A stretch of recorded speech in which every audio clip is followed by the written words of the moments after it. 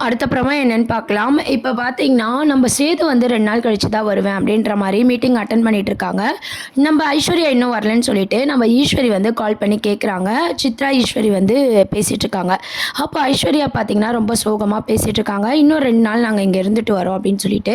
உடனே ரொம்ப சந்தோஷமான விஷயம். "இத ஏன் இவ்வளோ வருத்தமா சொல்ற?" அப்படின்னு சொல்லி ஈஸ்வரி கேட்குறாங்க. "எப்ப பாரு மாமா வந்து அந்த மீனாட்சி கூட தான் இருக்காங்க. குழந்தைன்னு சொல்லிட்டு என் கூட டைம் ஸ்பெண்ட் பண்ணவே மாட்றாரு. இங்க இருந்தாலும் ஒண்ணு தான், அங்க இருந்தாலும் ஒண்ணு தான்" அப்படின்ற மாரி ஐஸ்வர்யா வந்து ரொம்பவே ஃபீல் பண்ணிட்டு இருக்காங்க. இதெல்லாம் கேட்ட ஈஸ்வரி, "சரி இது எல்லாத்துக்கும் நான் ஒரு முற்றுப்புள்ளி வைக்கிறேன் ஐஸ்வர்யா, நீ கவலைப்படாதன்னு" சொல்லிட்டு ஃபோனை வச்சிடுறாங்க. நம்ம ஈஸ்வரியும் நம்ம சித்ராவும் சேர்ந்து ஒரு பிளான் பண்றாங்க. என்னன்னா, தமிழ் வீட்டுக்கு போய் அந்த குழந்தைய தூக்கிட்டு வந்துடணும். அது மூலமா அவ சண்டை போடுவா. 2 குழந்தைங்களும் தமிழுக்கு போயிடும். அப்பதான் சேது வந்து குழந்தைய வந்து பார்க்கணும், பேசணும் அப்படின்ற மாரி பஞ்சாயத்துல சொல்ல மாட்டாங்க.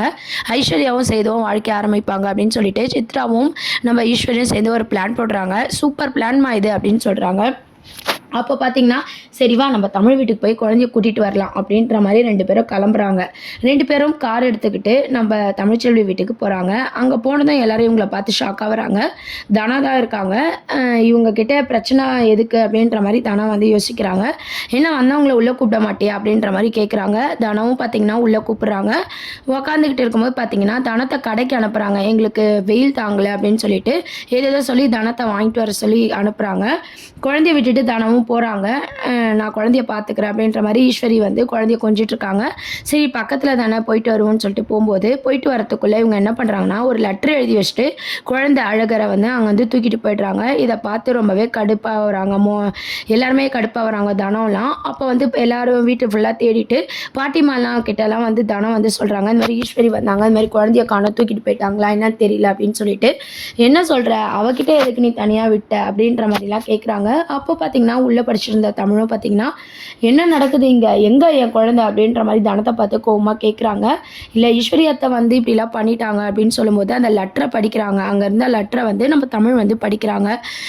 நியாயமா பார்த்தா இன்னைக்கு அழகர் எங்க வீட்ல தான் இருக்கணும் அப்படின்ற மாரி அந்த லெட்டர்ல மென்ஷன் ஆயிருக்கு. ஸோ அந்த லெட்டர படிச்சுட்டு தமிழ் வந்து ரொம்பவே கோவப்பட்டு தனம் மேல கோவப்படுறாங்க. "யார் வந்தாலும் குழந்தைய விட்டுட்டு நீ போயிடுவியா?" அப்படின்னு சொல்லிட்டு நம்ம தனத்து மேலயும் பார்த்தீங்கன்னா வந்து தமிழ் வந்து கோவப்படுற மாரி காமிச்சிருப்பாங்க. "இந்த விஷயத்த எப்படி ஹேண்டில் பண்றதுன்னு எனக்கு தெரியும்" அப்படின்னு சொல்லிட்டு நேரா வந்து பஞ்சாயத்த கூட்டணும் அப்படின்ற மாரி தமிழ் வந்து யோசிக்கிறாங்க. பஞ்சாயத்தையும் வந்து கூட்டுறாங்க. தமிழ் கோவமா பஞ்சாயத்த கூட்டி என்ன சொல்றாங்கன்னா, ஊர் தலைவருங்களா இப்பதாம்மா முடிஞ்சுது, திருப்பி என்ன பிரச்சனைன்னு சொல்லி கேட்குறாங்க. அந்த லெட்டர காட்டுறாங்க.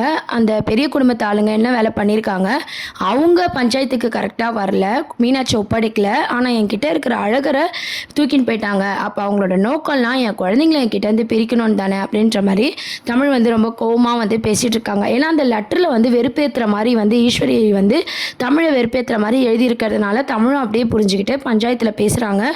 ஊர் பெரியவங்களுக்குலாம் என்ன பண்றதுன்னே தெரியல. வந்து ரொம்ப டென்ஷனா கோவமா பேசிட்டு இருக்காங்க. ஆனா தமிழ் மேல தான் நியாயம் இருக்குன்னு சொல்லி அவங்களா புரிஞ்சுக்கிறாங்க. என்ன இருந்தாலும் ராஜாவும் இப்படிலாம் பண்ணியிருக்க கூடாது. நம்மளுக்கு தகவல் சொல்லியிருக்கணும். அது மட்டும் இல்லாம இன்னொரு குழந்தையும் வந்து அவரோட விருப்பம் இல்லாம அவங்க வீட்டு ஆளுங்க எப்படி எடுத்துட்டு போயிருப்பாங்க. இதெல்லாம் ரொம்ப தப்பு அப்படின்ற மாரிலாம் ஊர்ல இருக்க எல்லாருமே பேசிட்டு இருக்காங்க. நம்ம பாட்டிமாக்கு என்ன பண்றதுன்னே தெரியல. ஈஸ்வரி பண்ண வேலைக்கு நம்ம குடும்பத்தையே தப்பா பேசுற மாரி ஆயிடுச்சுன்னு சொல்லி பாட்டிமா நினைச்சிட்டு இருக்காங்க. "சரிம்மா அவங்க ஊர்லேருந்து வரட்டும். இதுக்கு நான் ஒரு முடிவு கட்டுறேன். 2 குழந்தைங்களும் உன்கிட்டயே குடுக்கறதுக்கு என்னவோ அத நாங்க செய்றோம். நாங்க சேதுகிட்ட குடுத்தது தப்பு தான். தாய்கிட்ட தான் குழந்தை இருக்கணும்" அப்படின்ற மாரி ஊர்ல இருக்கவங்கலாம் வந்து டிசைட் பண்றாங்க. "இத தான் நான் முதல்ல இருந்து சொல்லிட்டு இருக்கேன். அத முதல்ல செய்யுங்க. இப்ப என் அழகர எனக்கு வாங்கி குடுங்க" அப்படின்ற மாரி தமிழ் வந்து கேட்குறாங்க. "சரி வாங்க எல்லாரும் அவங்க வீட்டுக்கு போலாம்" அப்படின்ற மாரி எல்லாரும் வந்து கிளம்புறாங்க. அப்புறம் பார்த்தீங்கன்னா, நம்ப ராஜாங்கம் வீட்டுக்கு வந்து ஊர் தலைவர்கள்லாம் போறாங்க. அங்க மோகனா இருக்காங்க. மோகனா பார்த்து ரொம்பவே, "என்ன எல்லாரும் வந்திருக்கீங்கன்னு?" சொல்லி கேட்குறாங்க. "எங்கம்மா அவங்க உங்க வீட்ல இருக்கவங்கன்னு?" சொல்லி கேட்கும்போது, "சென்னைக்கு போயிருக்காங்க" அப்படின்ற மாரி சொல்றாங்க. போனா ஒரு தகவல் சொல்றது இல்லையா? ஊர மதிக்கிறது இல்லையா? அது மட்டும் இல்லாம, "போனா போது நாங்க தமிழ சமாதானப்படுத்துனா, அவகிட்ட இருக்க இன்னொரு குழந்தையும் தூக்கிட்டு வந்திருக்காங்க உங்க வீட்டு ஆளுங்க" அப்படின்னு சொல்லி பஞ்சாயத்து ஆளுங்கலாம் வந்து ரொம்பவே கோவமா பேசுறாங்க. மோகனாக்கு என்ன பண்றதுன்னே தெரியல. "எனக்கு நீங்கலாம் என்ன சொல்றீங்கன்னே தெரியல" அவங்க வரட்டும் பேசிக்கலாம், இல்லைனா நான் உங்களுக்கு ஃபோன் போட்டு கேட்குறேன் அப்படின்ற மாதிரி மோகனா வந்து ராஜாங்கத்துக்கு கால் பண்ணுறாங்க. அப்போ ராஜாங்கம் என்ன சொல்கிறாருன்னா, ஃபோனை ஒரு நிமிஷம் அவங்ககிட்ட கொடு அப்படின்னு சொல்லி பேசுகிறாரு. நான் ஃபோன் பண்ணேன், உங்களுக்கு யாருக்கோ ரீச் ஆகலை அப்படின்னு சொல்லிட்டு மன்னிப்பு கேட்குறாரு. உடனே ஊரில் இருக்கவங்களாம் என்ன சொல்கிறாங்கன்னா, இது ஃபோனில் பேச வேண்டிய விஷயம் இல்லை, நீங்கள் கிளம்பி நேரில் வாங்க, பஞ்சாயத்தில் வச்சு முடிவு பண்ணிக்கலாம் அப்படின்ற மாதிரி சொல்கிறாங்க. இதை கேட்ட ராஜாங்கம் வந்து ரொம்பவே ஃபீல் பண்ணுறாரு. நம்ம என்ன இருந்தாலும் சொல்லியிருக்கணும், பெரிய பிரச்சனையாயிடுச்சு போல் அப்படின்னு சொல்லிட்டு. அந்த பக்கம் பார்த்தீங்கன்னா மீட்டிங்லாம் முடிஞ்சதும் நம்ம கருப்பும் நம்ம மலர் எல்லாரும் பார்த்தீங்கன்னா நம்ம சேதுக்கிட்ட இந்த விஷயத்த சொல்கிறாங்க. தமிழ்ச்செல்வி வெயிட் பண்ணி போன விஷயம் எல்லாமே பார்த்தீங்கன்னா பிரச்சனையாயிடுச்சு அப்படின்னு சொல்லிட்டு. அப்புறம் வந்து சேதுக்கு இதை கேட்டதும் அப்பா சொல்கிறேன்னு சொன்னார், சொல்லவே இல்லையா, வாங்க எல்லாரும் போகலாம் அப்படின்னு சொல்லிட்டு ராஜாங்கத்தை பார்த்து சேது கேட்குறாரு. இல்லையா, நான் ஃபோன் போட்டேன், அவங்க எடுக்கல, அதனால் டயர்டாக இருந்துச்சு, மாத்திரை போட்டேன், நான் தூங்கிட்டேன் அப்படின்ற மாதிரி சொல்கிறாங்க. சரி, அங்கே என்ன பிரச்சனை தெரில, இந்த பிரச்சனையெல்லாம் அப்புறம் பார்த்துக்கலாம், வாங்க நம்ம எல்லோரும் ஊருக்கு கிளம்புவோம்னு சொல்லி எல்லோரும் ஊருக்கு கிளம்புறாங்க.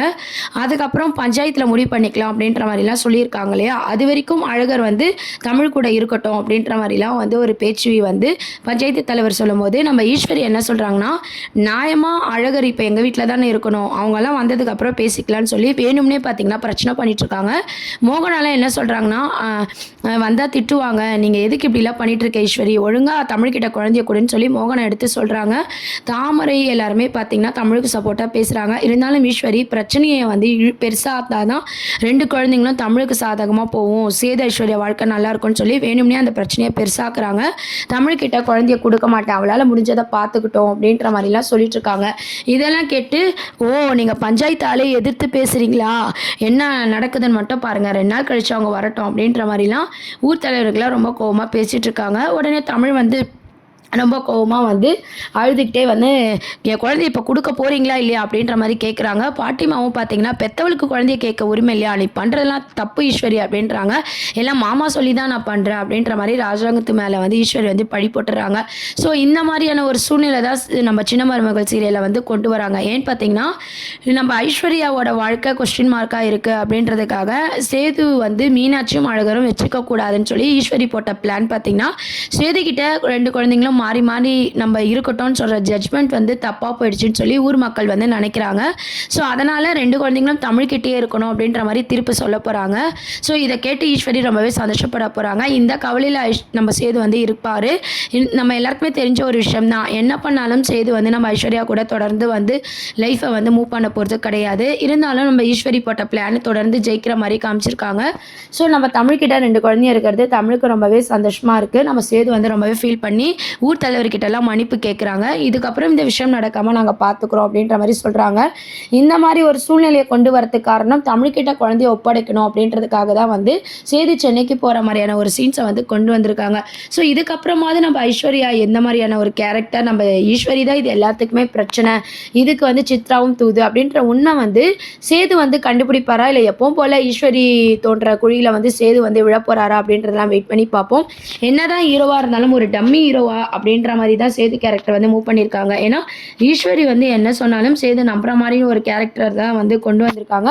ஸோ இதுக்கப்புறமாவது சேது வந்து உஷாரா கண்டுபிடிப்பாரா, இல்லை எப்பவும் போல் ஈஸ்வரி வழியில் உழுவாரான்றதெல்லாம் வெயிட் பண்ணி பார்ப்போம். இதை பற்றி உங்களோட கருத்துக்களை கீழே கமெண்ட் செக்ஷன் சொல்லுங்கள். சேனலையும் மறக்காமல் சப்ஸ்கிரைப் பண்ணுங்கள் ஃப்ரெண்ட்ஸ். தேங்க்யூ.